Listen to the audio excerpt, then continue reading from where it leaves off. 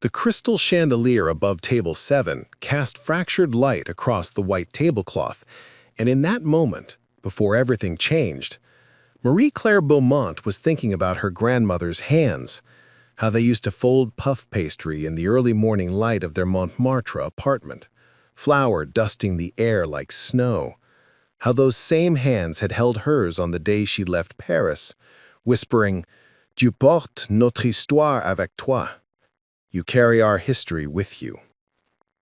She didn't feel like she was carrying much history now, balancing 3 plates of seared duck breast on her left arm, while her right hand gripped a bottle of Bordeaux that cost more than her monthly rent. A dining room of Lumière, Providence's most exclusive French restaurant, hummed with the particular frequency of wealth. Hushed conversations, punctuated by the clink of silverware on bone china, laughter that never quite reached full volume, the rustle of silk and fine wool. Marie-Claire moved through it all like a ghost, visible only when needed, invisible when not. She had learned this dance in her 8 months at Lumière, learned to read the microscopic signals that meant more wine, clear the plates, bring the check.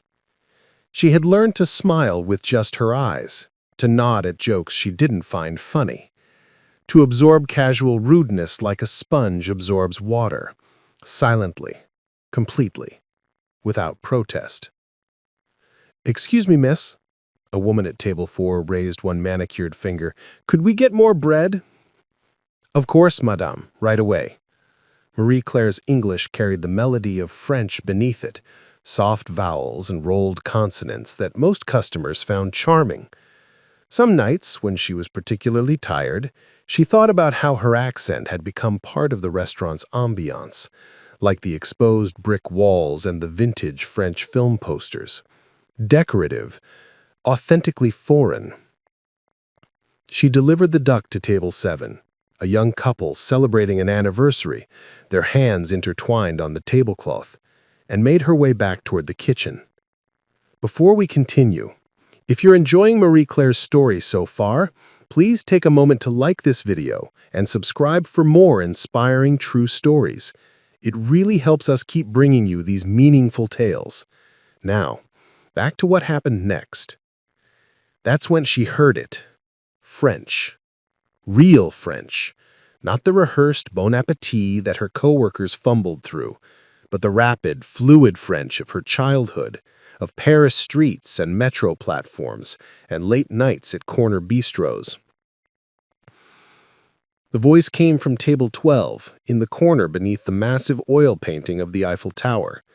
6 men in expensive suits, ties loosened, wine glasses in various stages of emptiness. A business dinner running late into the evening. She had served them earlier, the first round of drinks, the appetizers, and they had barely looked at her. She had been grateful for their disinterest. Now, carrying a basket of bread toward table 4, she caught fragments of their conversation. Her feet continued moving, but something in her chest tightened. Complètement incompétente. Completely incompetent. Ces Américains, ils ne comprennent rien au service. These Americans, they understand nothing about service. She delivered the bread, smiled, and returned to the server station by the kitchen doors. From there, she had a clear view of table 12. The man at the head of the table was doing most of the talking. Mid-50s, silver hair swept back, the kind of tan that came from ski vacations in the Alps. His suit probably cost more than her car. He gestured with his wine glass, and the others leaned in, attentive as courtiers before a king. Le vin était tiède quand cette idiote l'a servi. Je lui ai demandé 3 fois d'eau gazeuse, 3 fois, et elle m'a apporté de l'eau plate. The wine was warm when that idiot served it. I asked her 3 times for sparkling water, 3 times, and she brought me still water. Marie-Claire's hands stilled on the tray she was polishing. She remembered that interaction. She remembered him speaking in English, pointing at the water glasses. She remembered him saying water, but never specifying which kind. and when she had brought still water, he had waved her away dismissively. She had asked if he wanted sparkling instead, and he had said, "Just leave it." "Ces gens ne sont pas formés correctement," one of the other men said. "These people are not trained properly." "Ce n'est pas une question de formation," the silver-haired man replied, leaning back in his chair. "C'est une question d'intelligence, ou plutôt le manque d'intelligence. On leur donne des instructions simples, et ils ne peuvent pas comprendre ça. It's not a question of training, it's a question of intelligence, or rather, the lack of intelligence. You give them simple instructions and they can't even understand that." The other men laughed. Marie-Claire watched one of them, younger with nervous energy, glance around the room as if checking whether anyone was listening. His eyes passed over her without recognition. Just another waitress, just part of the furniture.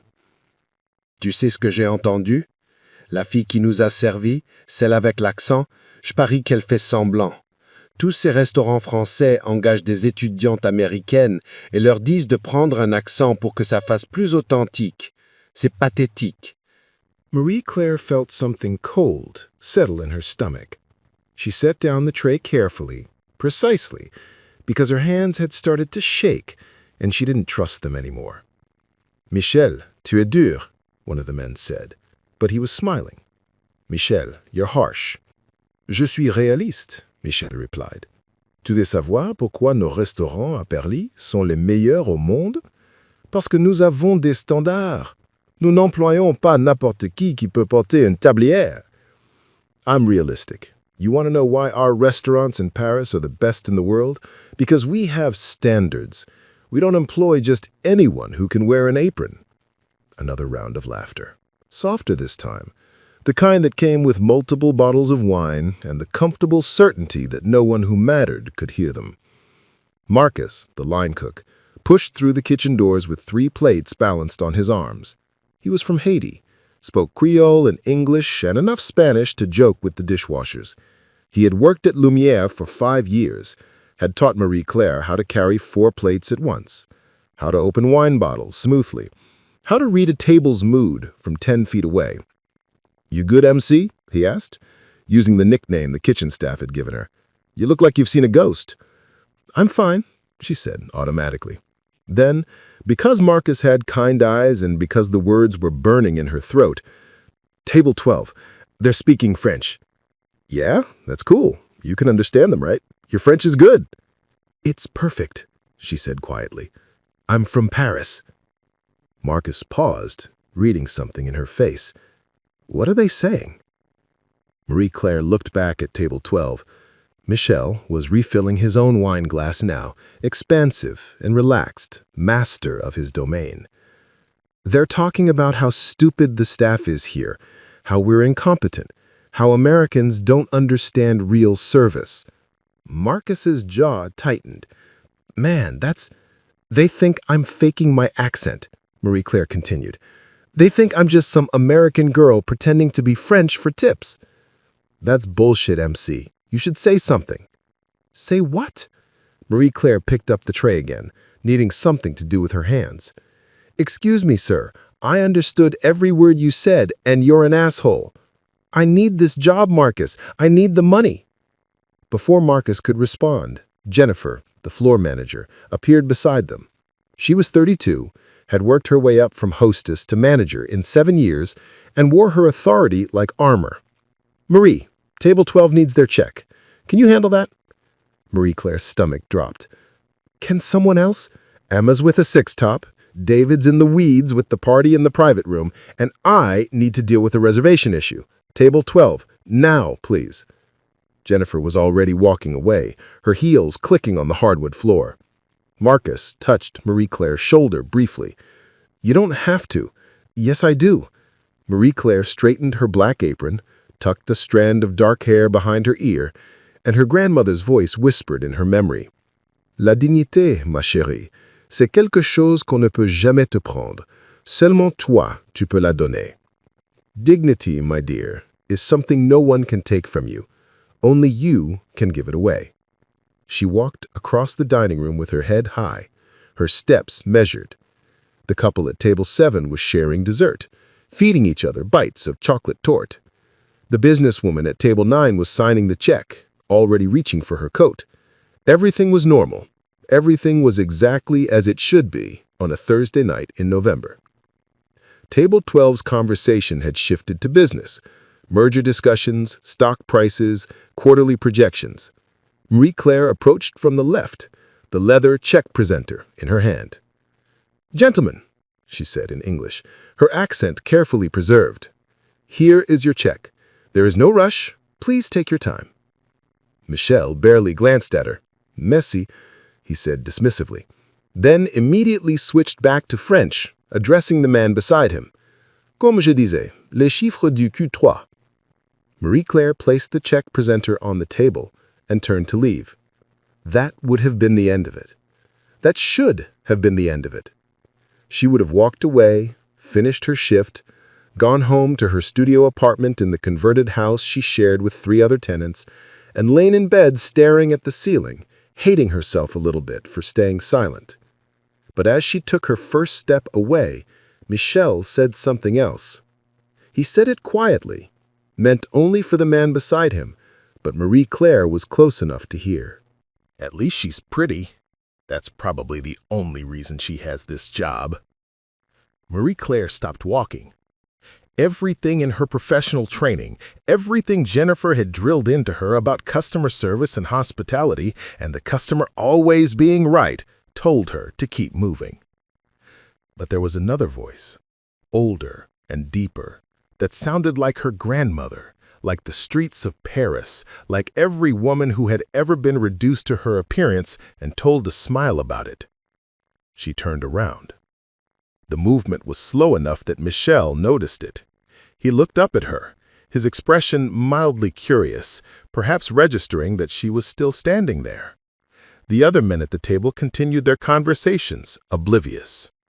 Marie-Claire met Michel's eyes, and then in French, in the pure crystalline French of the 6th arrondissement, with the particular accent that marked her as educated, as Parisian, as someone who had grown up reading Proust and walking along the Seine, she spoke. "Monsieur," she said, her voice carrying across the table with perfect clarity, "je dois vous dire que votre vin n'était pas tiède quand je l'ai servi. Il était à exactement 18 degrés Celsius, la température optimale pour un Bordeaux de ce millésime, comme je l'ai vérifié moi-même avant de le verser." "Sir, I must tell you that your wine was not warm when I served it. It was at exactly 18 degrees Celsius, the optimal temperature for a Bordeaux of this vintage, as I verified myself before pouring it." The table went silent. Every face turned toward her. Michel's expression shifted from curiosity to confusion to something approaching alarm. Marie-Claire continued, her French flowing like water, each word precisely chosen. "Et concernant l'eau gazeuse que vous avez mentionnée, vous m'avez effectivement dit water en anglais, sans spécifier plate ou gazeuse. Quand je vous ai apporté de l'eau plate et que je vous ai demandé si vous préfériez de l'eau gazeuse, vous m'avez dit, et je cite, « Just leave it ». J'ai laissé. Michel's face had gone pale. The younger man who had glanced around earlier now looked genuinely afraid. One of the others started to say something, but Marie-Claire kept speaking. "Je trouve intéressant que vous supposiez que je fais semblant d'être française. Je suis née à Paris. J'ai grandi rue de Vaugirard, près du Jardin du Luxembourg. J'ai étudié à la Sorbonne, littérature française, si ça vous intéresse. Mon accent n'est pas une performance pour les touristes. C'est ma voix, c'est qui je suis." She paused, letting the silence stretch between them.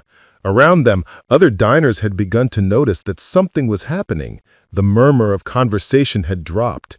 Even without understanding French, people could read the tension in the air, the way Michel sat frozen in his chair, the way his companions had stopped eating, stopped drinking, stopped breathing.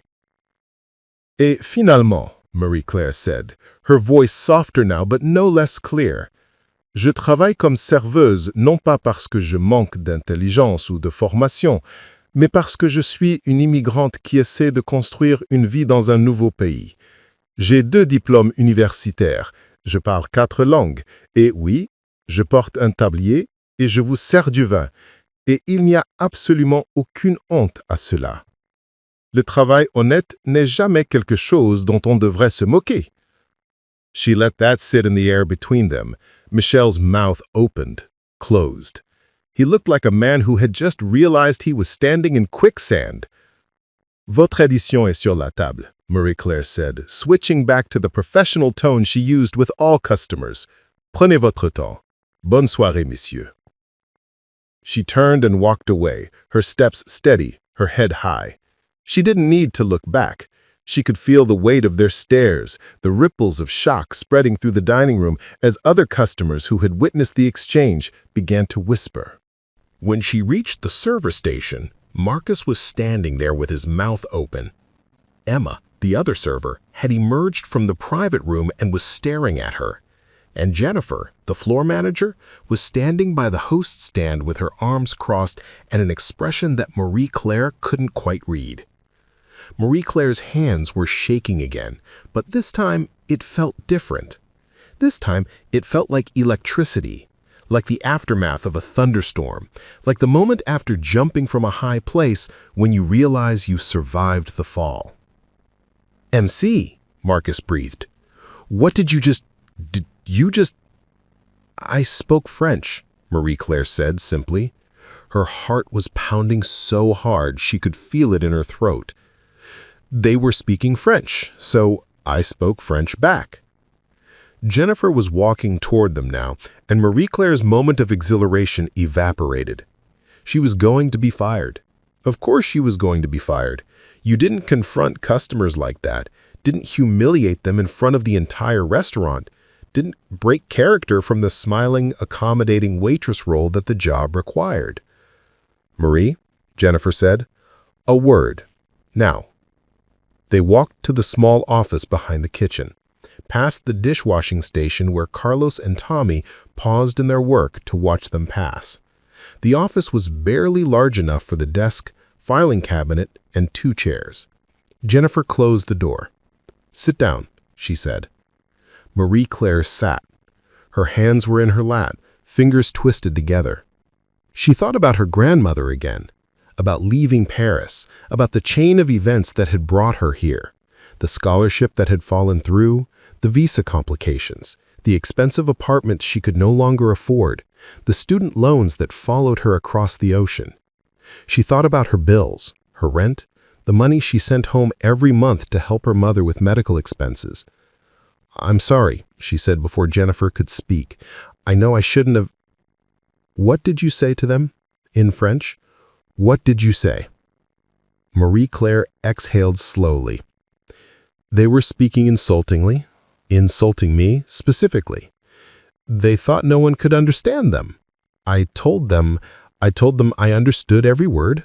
I corrected their complaints about the service, and I told them who I really am."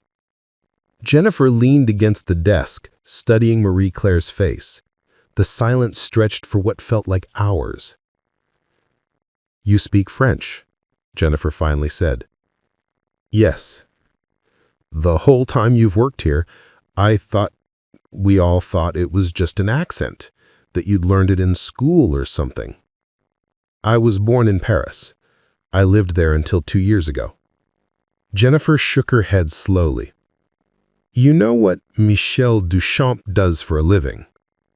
The name hit Marie-Claire like cold water. Duchamp. I knew that name. The hotel chain? CEO of Duchamp International. 15 properties in Europe, 5 in the US. He's in Providence scouting locations for a new luxury hotel, and he chose our restaurant for this dinner because we're supposed to be the most authentic French dining experience in New England. Marie-Claire's stomach sank. I didn't know. He just paid a $5,000 check, left a $300 tip, and on his way out, he stopped at the host stand and asked me for your name. He's going to complain, file a report. I understand. I'll clear out my locker.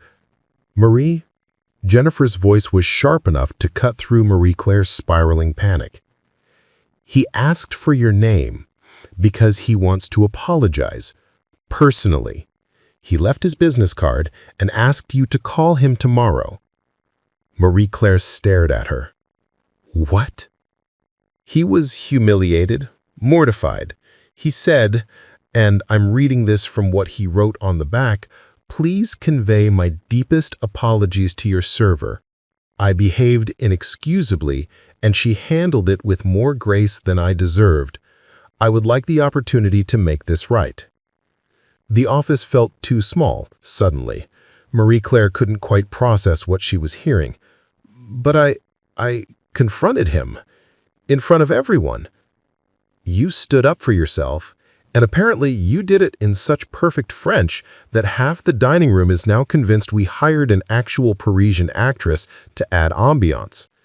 Jennifer sat down in the other chair. "Marie, why didn't you tell us? Why didn't you tell me you were from Paris, that you studied at the Sorbonne?" "Would it have mattered?" The question came out sharper than Marie Claire intended. "I'm still just a waitress.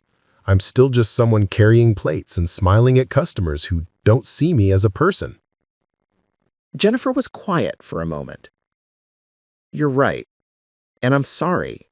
I should have asked. I should have known more about the people working for me than just whether they can balance a tray." Through the closed door, they could hear the kitchen sounds, pans clattering, orders being called, the hiss of something on the grill, the normal rhythm of a restaurant night. But Marie Claire felt like she had stepped outside of time, into a moment where everything had shifted slightly off its axis. "Am I fired?" she asked quietly. "No," Jennifer said. "God, no.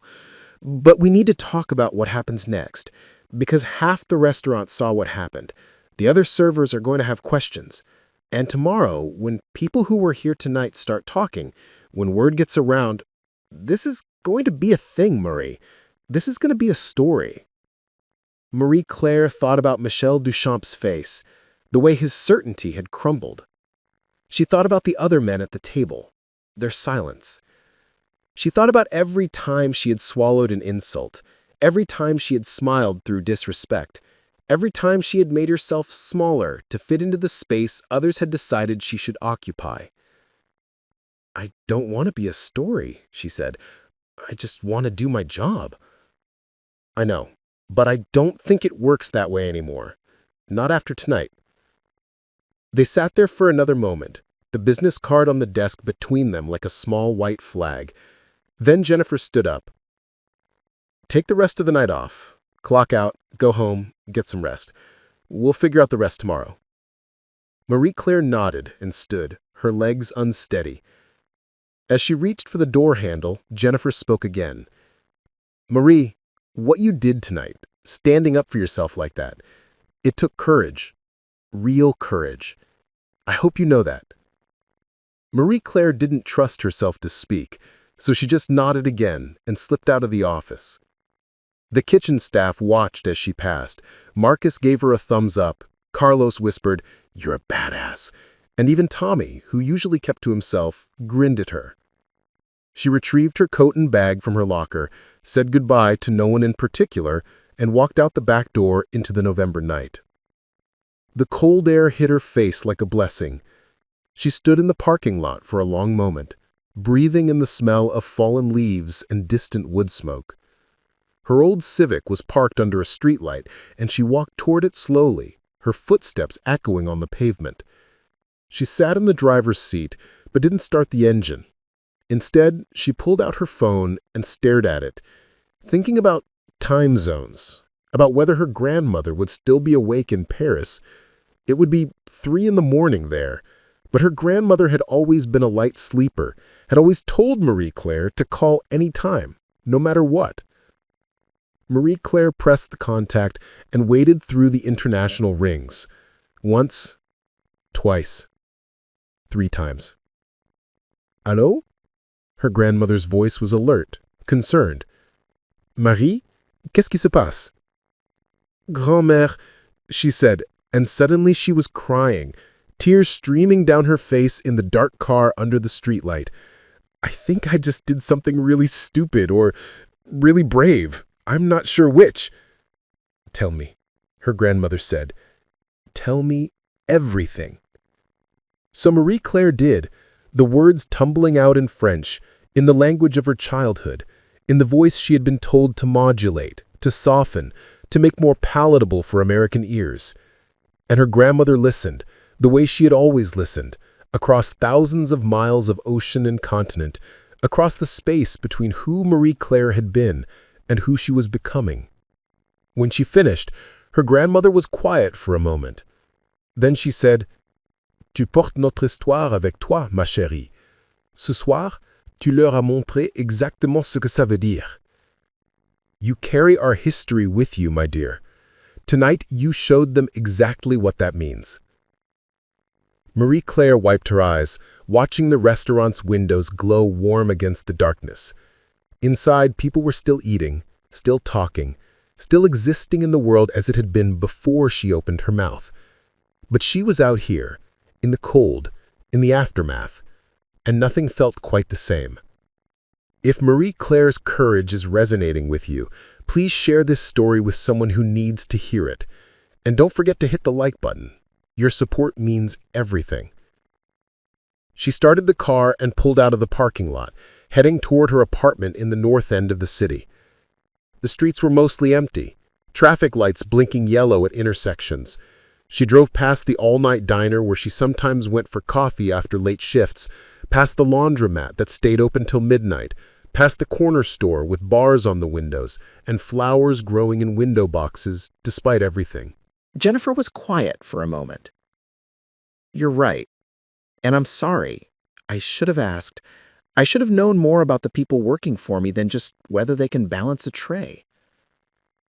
Through the closed door, they could hear the kitchen sounds. Pans clattering, orders being called, the hiss of something on the grill, the normal rhythm of a restaurant night. But Marie Claire felt like she had stepped outside of time, into a moment where everything had shifted slightly off its axis. Am I fired? She asked quietly. No, Jennifer said. God, no. But we need to talk about what happens next, because half the restaurant saw what happened.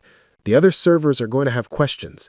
And tomorrow, when people who were here tonight start talking, when word gets around, this is going to be a thing, Marie. This is going to be a story. Marie Claire thought about Michel Duchamp's face, the way his certainty had crumbled. She thought about the other men at the table, their silence. She thought about every time she had swallowed an insult, every time she had smiled through disrespect, every time she had made herself smaller to fit into the space others had decided she should occupy. I don't want to be a story, she said. I just want to do my job. I know, but I don't think it works that way anymore. Not after tonight. They sat there for another moment, the business card on the desk between them like a small white flag. Then Jennifer stood up. Take the rest of the night off. Clock out, go home, get some rest. We'll figure out the rest tomorrow. Marie Claire nodded and stood, her legs unsteady. As she reached for the door handle, Jennifer spoke again. Marie, what you did tonight, standing up for yourself like that, it took courage. Real courage. I hope you know that. Marie Claire didn't trust herself to speak, so she just nodded again and slipped out of the office. The kitchen staff watched as she passed. Marcus gave her a thumbs up. Carlos whispered, "You're a badass." And even Tommy, who usually kept to himself, grinned at her. She retrieved her coat and bag from her locker, said goodbye to no one in particular, and walked out the back door into the November night. The cold air hit her face like a blessing. She stood in the parking lot for a long moment, breathing in the smell of fallen leaves and distant wood smoke. Her old Civic was parked under a streetlight, and she walked toward it slowly, her footsteps echoing on the pavement. She sat in the driver's seat, but didn't start the engine. Instead, she pulled out her phone and stared at it, thinking about time zones, about whether her grandmother would still be awake in Paris. It would be 3 in the morning there, But her grandmother had always been a light sleeper, had always told Marie-Claire to call any time, no matter what. Marie-Claire pressed the contact and waded through the international rings. Once, twice, 3 times. Allô? Her grandmother's voice was alert, concerned. Marie, qu'est-ce qui se passe? Grand-mère, she said, and suddenly she was crying, tears streaming down her face in the dark car under the streetlight. I think I just did something really stupid or really brave. I'm not sure which. Tell me, her grandmother said. Tell me everything. So Marie-Claire did, the words tumbling out in French, in the language of her childhood, in the voice she had been told to modulate, to soften, to make more palatable for American ears. And her grandmother listened, the way she had always listened, across thousands of miles of ocean and continent, across the space between who Marie-Claire had been and who she was becoming. When she finished, her grandmother was quiet for a moment. Then she said, Tu portes notre histoire avec toi, ma chérie. Ce soir, tu leur as montré exactement ce que ça veut dire. You carry our history with you, my dear. Tonight, you showed them exactly what that means. Marie-Claire wiped her eyes, watching the restaurant's windows glow warm against the darkness. Inside, people were still eating, still talking, still existing in the world as it had been before she opened her mouth. But she was out here, in the cold, in the aftermath, and nothing felt quite the same. If Marie-Claire's courage is resonating with you, please share this story with someone who needs to hear it. And don't forget to hit the like button. Your support means everything. She started the car and pulled out of the parking lot, heading toward her apartment in the north end of the city. The streets were mostly empty, traffic lights blinking yellow at intersections. She drove past the all-night diner where she sometimes went for coffee after late shifts, past the laundromat that stayed open till midnight, past the corner store with bars on the windows and flowers growing in window boxes despite everything. Her apartment building was a converted Victorian, painted yellow with white trim, divided into 6 units. She lived on the 3rd floor, in what had once been an attic. The stairs creaked as she climbed them, key in hand, exhausted in a way that went deeper than physical tiredness. Inside, her studio was small, but hers. A bed in one corner, a tiny kitchen along one wall, a desk under the window where her books were stacked in careful piles. French literature, English grammar guides, immigration law resources, cookbooks she'd bought from used bookstores, thinking maybe someday she'd learn to cook like her grandmother. The apartment was cold, she kept the heat low to save money, but it was home. She dropped her bag by the door, hung up her coat, and stood in the middle of the room, suddenly unsure what to do with herself. It was only 10:30. On a normal night, she'd be at the restaurant for another 2 hours at least. She'd come home after midnight, too wired to sleep, eating cereal standing up at her kitchen counter while watching old French films on her laptop. But tonight wasn't a normal night. Her phone buzzed. A text from Marcus. MC, you are literally a superhero. Everyone is talking about what you did. Emma says that guy looked like he wanted to crawl under the table. You okay? She typed back. I'm okay. Thank you for asking. Another buzz. Emma this time. That was the most badass thing I've ever seen. Did Jennifer fire you? Please tell me she didn't fire you. Not fired. Home early. Talk tomorrow. The texts kept coming. David from the private room, Carlos from the dish pit. Even Laura, the hostess who usually ignored the servers, sent a message with 6 fire emojis and the word Queen. Marie-Claire set her phone face down on the desk and walked to the window. Her apartment looked out over the street, toward other houses, other windows, other lives unfolding in their own quiet dramas. She could see a family having dinner in the house across the way, see the blue glow of televisions in darkened rooms, see a cat sitting on a windowsill watching the night. She thought about Michel Duchamp, about the business card Jennifer had mentioned, about the apology he wanted to give. She thought about the words, "more grace than I deserved," and wondered what grace really meant in a situation like this. Was grace to stay silent when insulted? Or was it grace to speak up, to claim your own dignity, to refuse to be diminished? Her grandmother would say it was the latter. Her grandmother, who had lived through war and occupation, who had built a life from ruins, who had taught Marie Claire that survival was not the same as surrender. Marie Claire made tea, real tea, loose-leaf Darjeeling from the Indian grocery store 2 blocks over, and sat at her desk with one of her books. Not French literature tonight. She needed something else. She pulled out a journal, one she'd bought months ago but had barely written in, and opened to a blank page. She began to write, not about what happened at the restaurant, but about everything that had led to it. About leaving Paris with 2 suitcases and a scholarship that evaporated 3 months after she arrived. About the shock of American university prices, the labyrinth of visa paperwork, the way temporary situations became permanent through a series of small compromises. About working her first restaurant job in Boston, then the move to Providence, the smaller apartment, the cheaper rent, the slow adjustment through a life she hadn't planned. She wrote about the customers who had been kind and those who hadn't, about the regular who always asked about her day and left generous tips, about the man who had snapped his fingers at her, about the couple who had asked her to take 17 photos of them with their dessert, about the woman who had told her, "Your English is so good," as if it were a surprise that someone from France could speak multiple languages.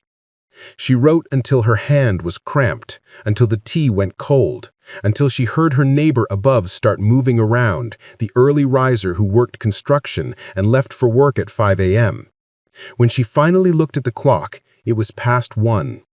Marie Claire closed the journal and got ready for bed, washing her face, brushing her teeth, changing into the oversized t-shirt she slept in. But when she lay down, sleep felt impossible. Her mind was too full, replaying the evening in an endless loop. The sound of Michelle's voice saying, "Au moins elle est jolie." The moment she turned around. The silence that had fallen over table 12 like snow. She picked up her phone one more time, opened her messages, scrolled up to a conversation from 3 weeks ago with Sophie, her best friend from university who still lived in Paris. Marie Claire typed, "Are you awake?" The response came almost immediately. "Always for you. What's wrong?" And so Marie Claire told the story again, this time in text, in fragments of French and English mixed together the way they talked when it was just the two of them. And Sophie responded with a string of messages that made Marie Claire laugh out loud in the darkness of her room. "You did what? Marie Claire Beaumont. I'm literally screaming, you are my hero. Tell me you recorded it. Tell me someone recorded it. This man deserved everything. Also, he's an idiot because everyone knows Rue de Vaugirard. That's literally the longest street in Paris. You can't fake knowing that." Marie Claire typed back, "I might have ruined my life." "You ruined his life," Sophie responded. "Yours just got interesting. When are you coming home?" The question sat on the screen. When are you coming home? As if home were still Paris, still the apartment near Luxembourg Gardens, still the life she'd left behind. As if the past 2 years in America were just an intermission, a temporary detour before returning to the real story. "I don't know if Paris is home anymore," Marie Claire typed. "Then where is it?"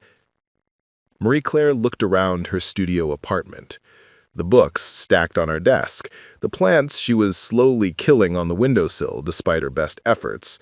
The schedule from Lumiere stuck to her refrigerator with a magnet shaped like the Eiffel Tower, a gift from her mother, meant to be ironic or comforting or both. "I don't know," she typed. "I'm figuring it out."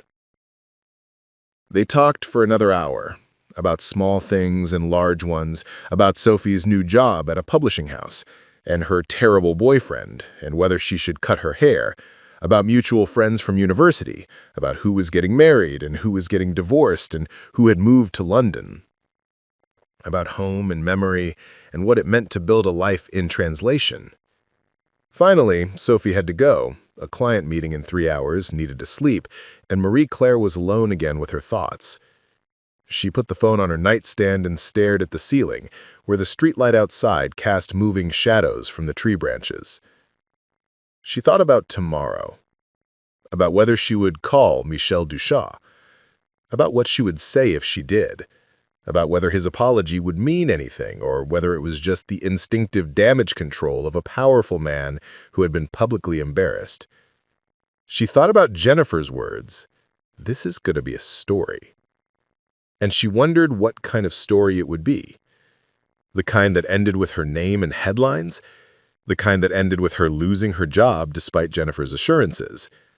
The kind that ended with nothing changing at all? With life returning to normal, with tonight becoming just an anecdote she told at parties? Or maybe it would be the kind of story that changed something fundamental. Not in the world. She wasn't naive enough to think one confrontation in a restaurant would shift the axis of power or injustice, but maybe in herself. Maybe in the way she moved through the world. Maybe in her willingness to be seen fully and completely, rather than editing herself into something more convenient for others. She thought about her grandmother's folding pastry, about the way something could be transformed through pressure and patience, about the way layers built on layers created something new. Marie-Claire finally fell asleep around 3 a.m., and she dreamed about Paris. But not the Paris she remembered. In the dream, she was walking along the Seine at sunset, and the city was speaking to her in English, in the accented English she had learned to use like armor, and she was answering in French, her real voice, clear and strong, and the city was listening.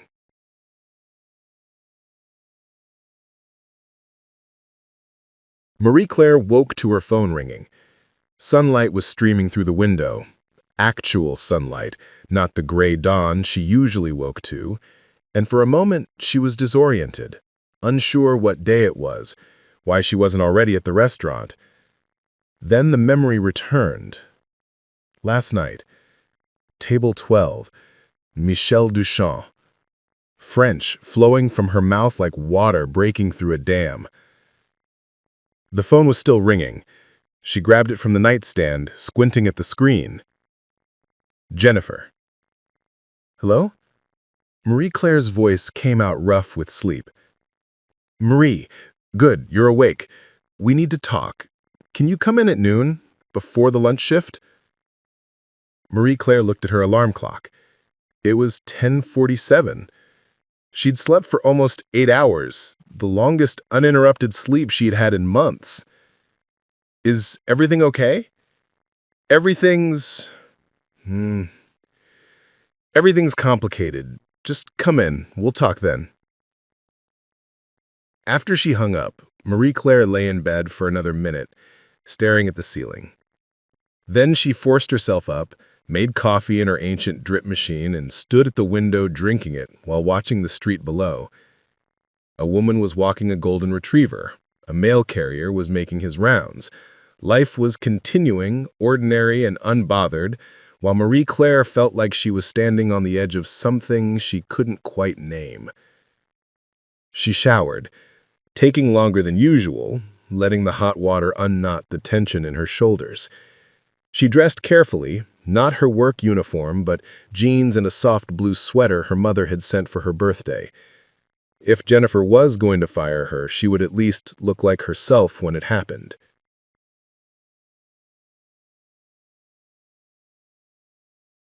The bus ride to the restaurant took 25 minutes. Marie-Claire sat by the window, watching Providence slide past.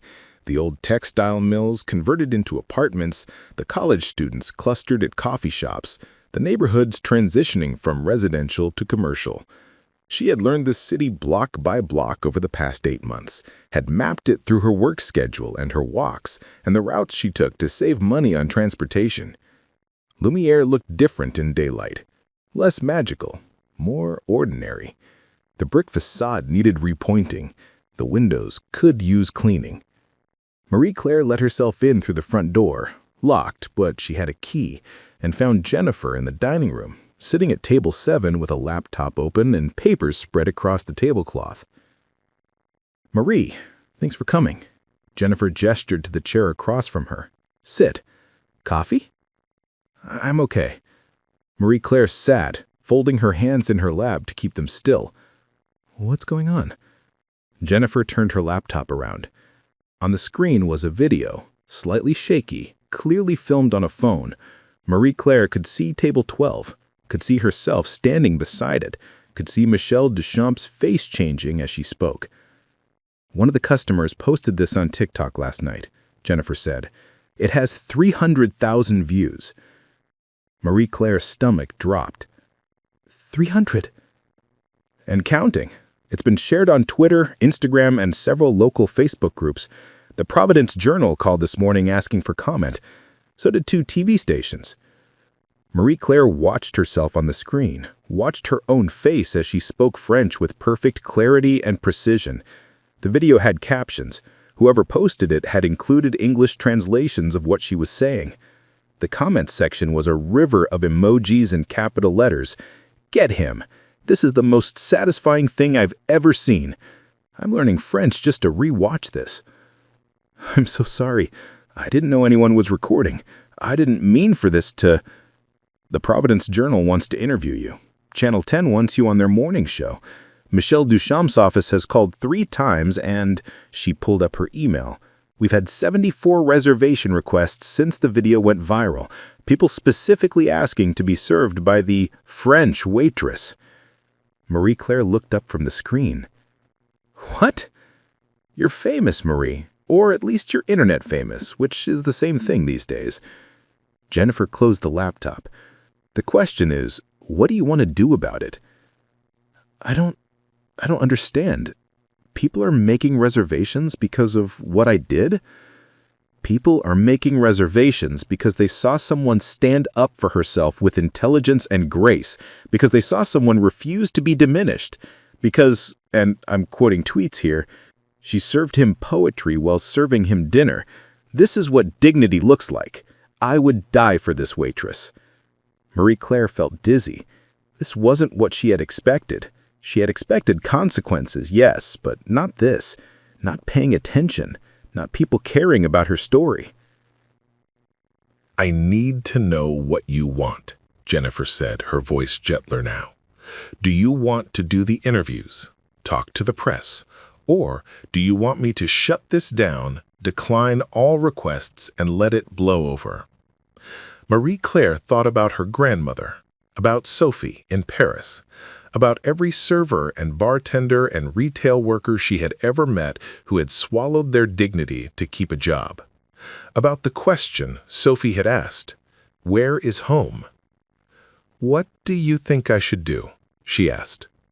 "I think," Jennifer said slowly, "that you have a chance to say something that matters, not just about what happened last night, but about what it's like to be an immigrant in this country.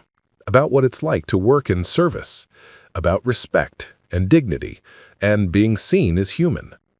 She paused. "But I also think that attention is complicated. Once you step into the spotlight, you can't always control what happens next. People will have opinions. Some will support you, some will tear you apart. And Michel Duchamp is a powerful man. He could make this difficult for you." "Has he said anything else, besides wanting to apologize?" "His office sent a formal statement this morning." Jennifer pulled it up on her laptop. "Mr. Duchamp deeply regrets his comments and behavior at Lumiere. He recognizes that his words were inappropriate and hurtful. He has the utmost respect for service industry workers and for the immigrant community. He hopes to have the opportunity to apologize in person and to make amends for his actions." Marie-Claire read the words twice. They sounded carefully lawyered, designed to protect rather than reveal. But beneath the corporate language, she thought she detected something genuine. The memory of his face last night, the shock and shame in his eyes. "I want to talk to him before I decide about the interviews. I want to hear his apology myself." Jennifer nodded. "I can arrange that. Anything else?" Marie-Claire looked around the dining room. In daylight, she could see every imperfection. the scratch on table 4, the chip in the baseboard, the water stain on the ceiling from an old leak. But she could also see the care in how the tables were set, the fresh flowers in their vases, the way the light came through the windows at this hour. "I want to keep working," Marie-Claire said. "Whatever happens with all of this, I still need this job. I still need to pay my rent." "You have the job as long as you want it. But Marie, I need you to understand something. After last night, you're not just a waitress anymore. Not to the customers. They're going to come in expecting something from you, expecting the woman from the video. That's a lot of pressure. I've been managing people's expectations my whole life. This is just a different version of the same thing." They talked for another half hour, working out logistics. Marie-Claire would come back for her regular shift tonight, Friday, which was always busy. Jennifer would handle the press inquiries for now, buying Marie-Claire time to think. And she would set up a meeting with Michel Duchamp for early next week. When Marie-Claire left the restaurant, she felt unmoored, like she was floating 6 inches above the ground. She walked instead of taking the bus, needing the movement, needing to process everything. The city felt different somehow, or maybe she felt different about it. She stopped at the public library, a beautiful old Carnegie building with high ceilings and the smell of old books. She had spent a lot of time here in her first months in Providence, using the free Wi-Fi, reading in the warm silence, applying for jobs and scholarships and visas. The reference librarian, Patricia, recognized her and waved. Marie-Claire found a computer station and, with a deep breath, typed her own name into Google. The results made her gasp. The video was everywhere. Local news sites, Twitter threads, Reddit discussions, TikTok compilations. Someone had created a change.org petition demanding that Duchamp International issue a public apology and donate to immigrant worker organizations. It had 20,000 signatures. There were think pieces. Why one waitress's response to workplace discrimination struck a chord. The viral video that's starting conversations about service industry respect. Marie-Claire Beaumont and the power of speaking back. People had found her Facebook profile. She had kept it private, thank God, but they were still sharing what little they could find. Someone had posted a photo from her university years, her and Sophie at a cafe, both of them laughing. The caption, "Before she was famous for destroying a CEO with perfect French." Marie-Claire sat back from the computer, her hands shaking. This was too much. This was too big. She wasn't destroying anyone. She had just defended herself. She wasn't trying to start a movement. She had just been tired of staying silent. But the internet didn't care about her intentions. The internet had made her into a symbol. She closed the browser and sat there for a long moment, surrounded by shelves of books, by the quiet rustle of pages turning and keyboards clicking. Then she got up and walked to the fiction section, running her fingers along the spines until she found what she was looking for, a worn copy of L'Étranger by Camus. She checked it out. Her library card was one of the first things she had gotten when she moved to Providence, and walked home, reading as she went. The French text was comfortable, familiar, like slipping into old clothes. Aujourd'hui, maman est morte. Today, my mother died. The famous opening line. She had read this book 3 times before, once in high school, once in university, once during a bad breakup. Each time it meant something different. Now, reading it on a Providence sidewalk while her face circulated on the internet, it felt like a tether to something solid.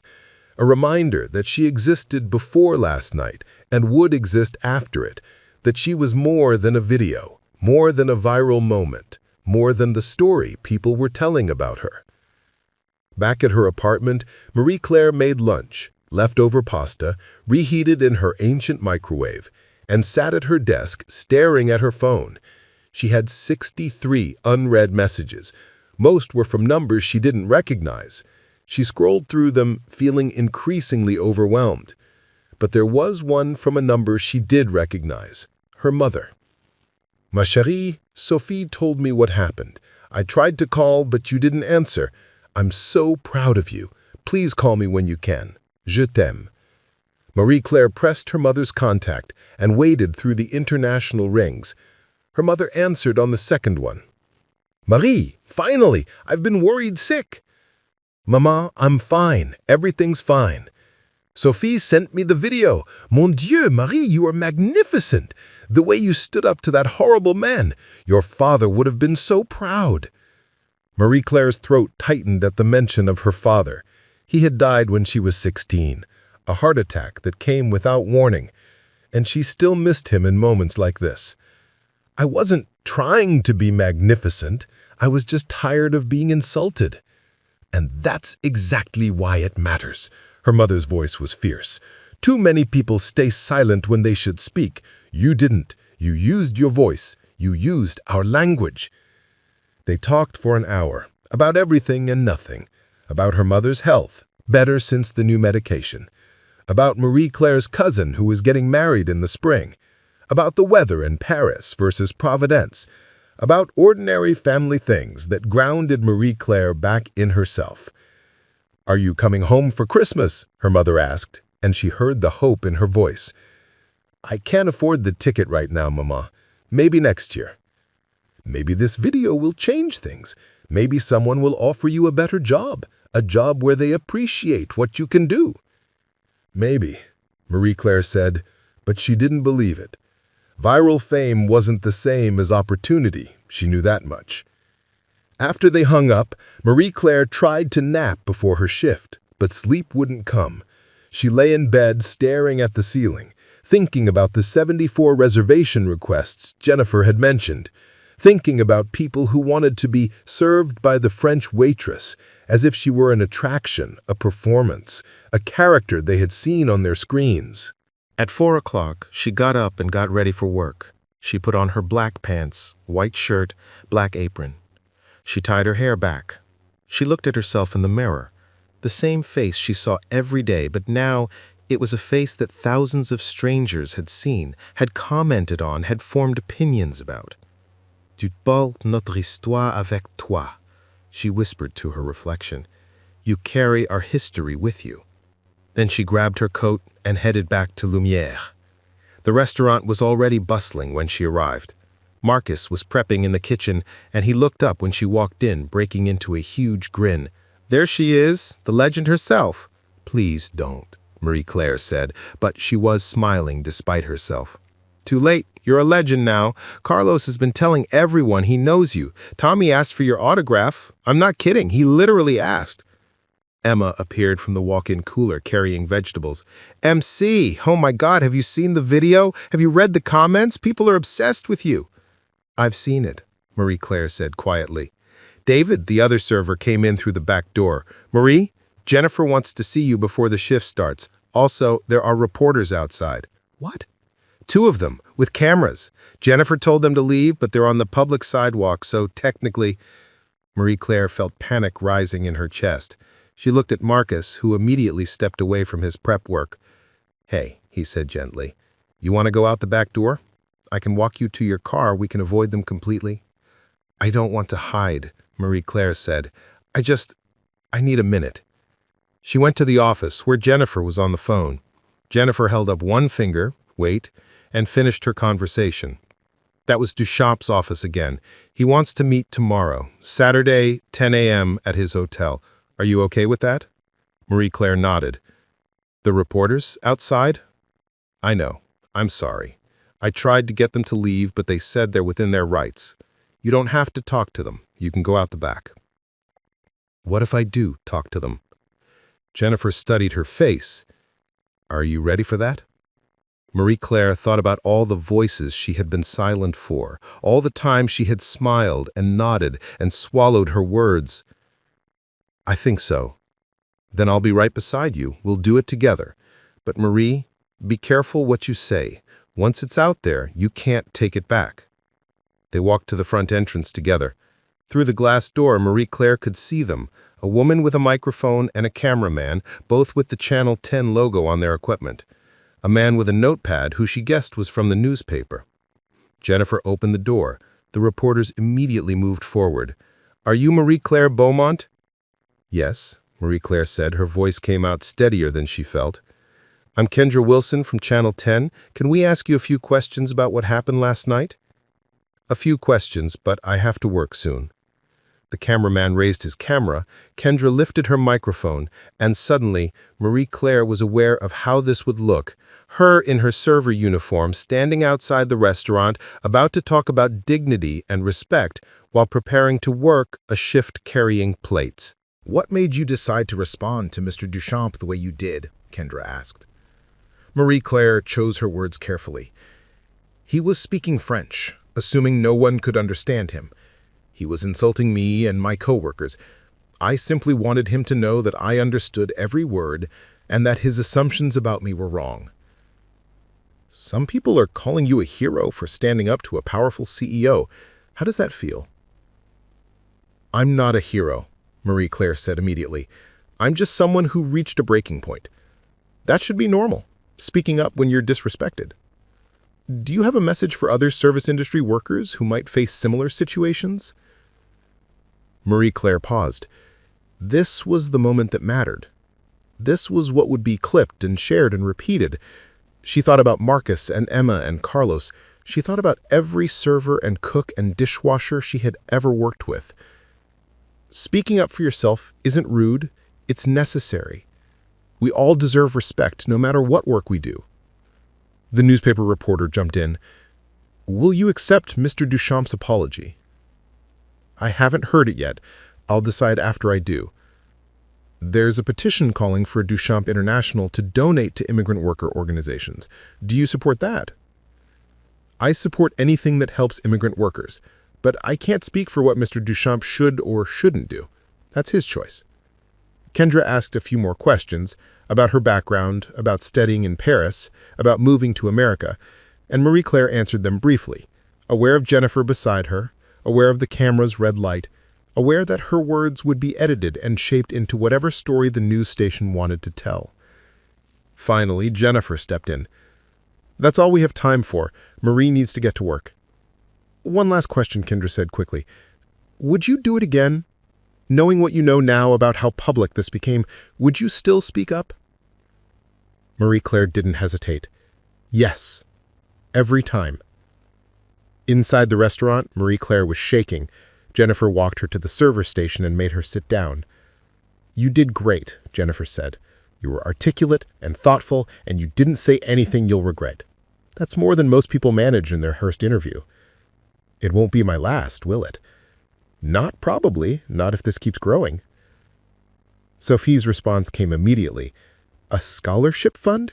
Marie, that's huge, but also very on brand for rich men who get caught. How do you feel about it?" Marie-Claire stared at the question. How did she feel? She typed and deleted 3 different responses before settling on, "I don't know yet, still processing." She stood from the bench and started walking, letting her feet choose the direction. They carried her through downtown, past the coffee shops and boutiques, past the art gallery where she sometimes spent Sunday afternoons, past the library where she'd taught herself better English during those first difficult months in America. She ended up at the French-American Cultural Center on North Main Street. She'd been here once before, years ago, for a lecture on Simone de Beauvoir. The building was quiet today, just a few people browsing the bookshelf. Marie-Claire wandered through the stacks, running her fingers along the spines of French novels, Proust and Duras and Modiano. An older woman working behind the counter looked up and gasped, "Mon Dieu, you're her. The waitress from the video." Marie-Claire felt her shoulders tense, preparing for another round of questions and photos, but the woman came around the counter and took Marie-Claire's hands in her own. "I'm Françoise. I'm from Lyon originally. I've been here 40 years. Her eyes were damp.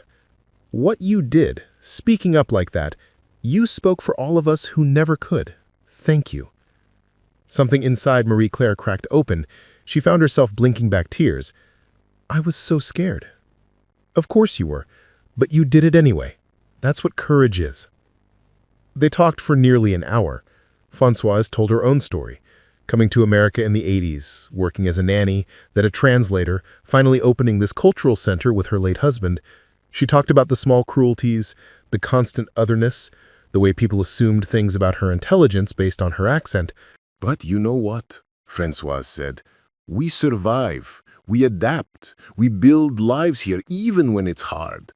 And sometimes, very rarely, we get a chance to remind people that we're not invisible. You took that chance. When Marie-Claire left the cultural center, she felt steadier, less fragmented. The attention still made her uncomfortable, but maybe Francoise was right. Maybe speaking up had mattered, not because it changed Michel Duchamp, but because it reminded other people, people like her, people who felt invisible, that they had voices worth hearing. She walked back to her car and drove to Lumière. It was the middle of the afternoon, the dead zone between lunch and dinner service. She found Jennifer in the office, working on inventory. I want to do the interview with the Providence Journal, Marie-Claire said.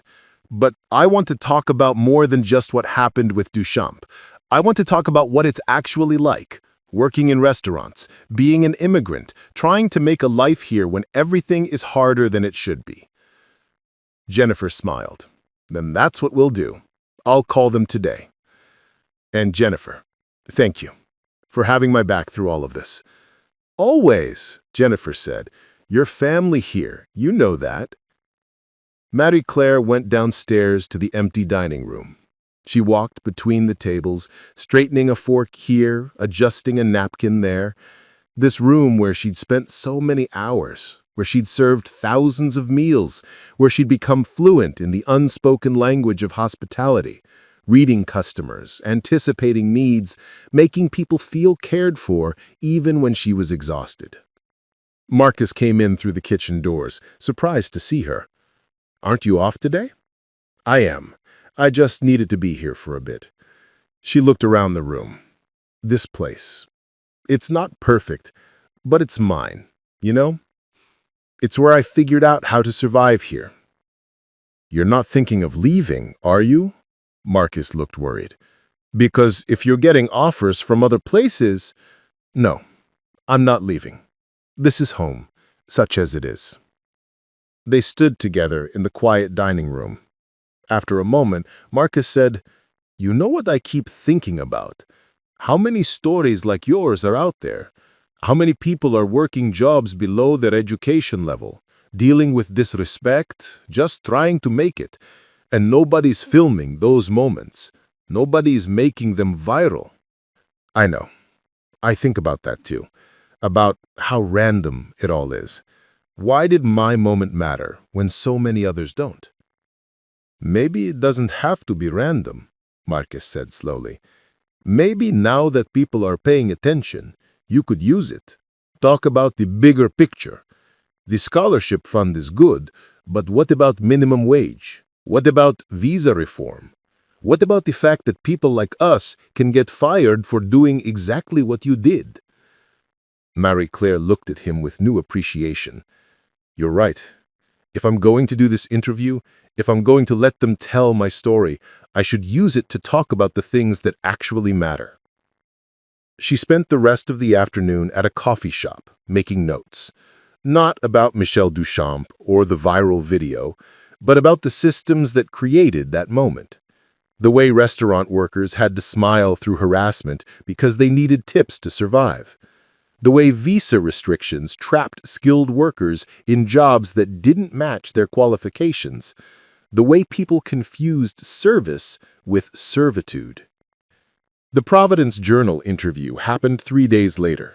The reporter, a woman named Andrea Chen, sat with Marie-Claire for 4 hours. They talked about Paris, about her education, about the scholarship that fell through, and the years of scrambling that followed. They talked about the restaurant industry, about the gap between how people romanticized French culture and how they treated actual French people working service jobs. What do you want people to understand? Andrea asked near the end. Marie-Claire thought about Francoise at the cultural center, about Marcus and his 5 years of dealing with disrespect nobody filmed, about Sophie, back in Paris, living a completely different life because she'd been born with citizenship that mattered, about her grandmother's hands and her mother's sacrifices and all the invisible people working invisible jobs. I want people to understand that service workers are whole human beings with full lives. We have education and dreams and stories. And when you speak about us in any language, we hear you. We're always hearing you. The article ran the following Sunday on the front page of the features section. It was long and detailed and honest. The newspaper printed her words about systemic change alongside her personal story. They included sidebars about wage inequality and visa reform. They quoted Marcus and 3 other service workers about their experiences. The response was immediate and overwhelming. The mayor's office called, wanting to discuss worker protections. A legal aid organization reached out, offering free immigration services. 2 universities invited her to speak at their schools. And the scholarship fund that Michel Duchamp had started?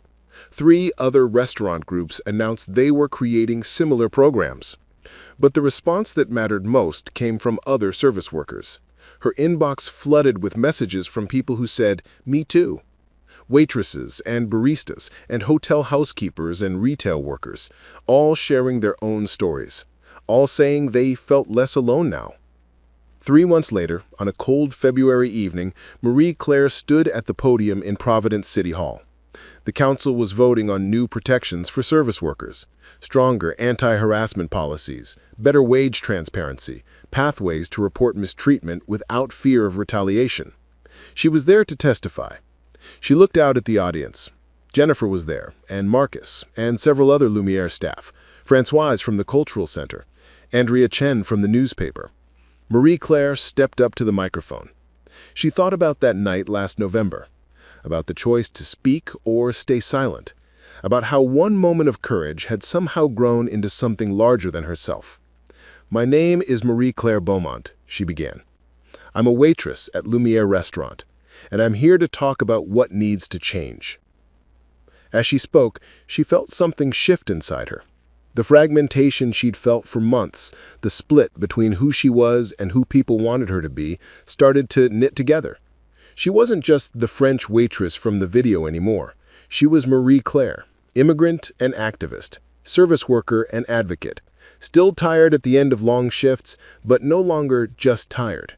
She was building something, not just for herself, but for everyone who came after. She was building something not just for herself, but for everyone who came after. That night, after the council voted unanimously to pass the new protections, Marie Claire walked out into the February cold.